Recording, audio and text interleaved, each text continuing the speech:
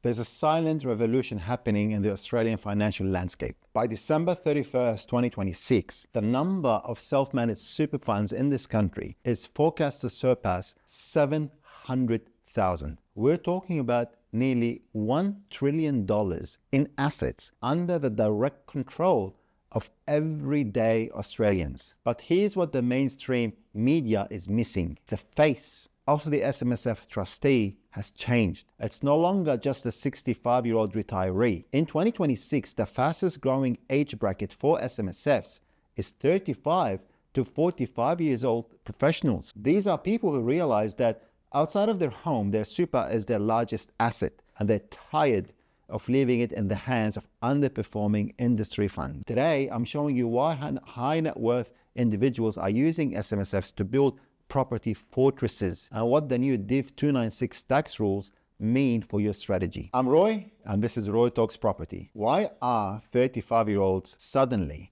rushing to start SMSFs? It's simple. 15 to 25 years of compounding contributions and so forth have left this group with significant balances, but also a deep desire for transparency and flexibility. They don't want a set and forget portfolio of stocks. They just want tangible assets. In 2026, we are seeing a surge in strategic property purchases within these new funds. By using a limited recourse borrowing arrangement, or what we call an LRBA, these young trustees are leveraging their super to buy high growth residential and commercial assets that they simply couldn't afford otherwise. I'm helping this specific millennial cohort identify properties with strong local employment multipliers, the kind of assets that provide the stability a retirement fund needs while delivering a 6 to 10% growth, which we are seeing in markets like Perth and Brisbane.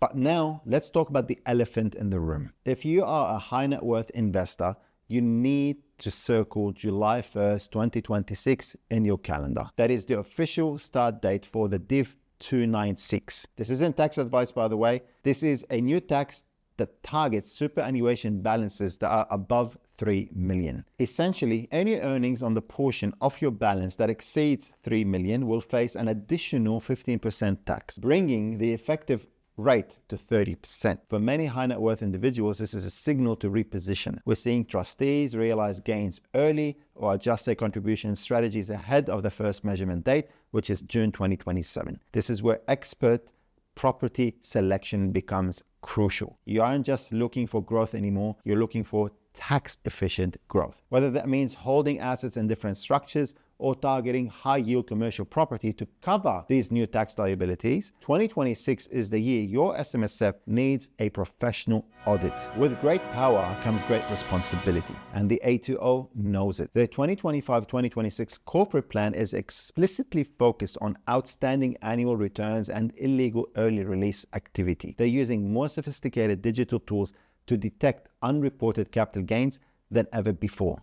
Compliance is no longer a boring back office task. We're seeing a massive increase in demand for external valuations and rigorous documentation. If you're going to play in the SMSF space, you need a team that understands the sole purpose test and strict rules around related party dealings. The goal in 2026 isn't just to be wealthy, it's to be compliant so you can keep that wealth yourself. Compliance has become a defensive strategy, not just a back office task. The SMSF property boom is only just beginning. We have seen an increase in SMSF setup by 25% last financial year compared to the financial year before that. So whether you're a 35-year-old professional looking to leverage your super or a high net worth investor navigating the $3 million cap, 2026 market will reward those who take business owner mindset to your portfolio. Thanks for watching. Make sure you subscribe to my channel, and I'll see you again in the next video.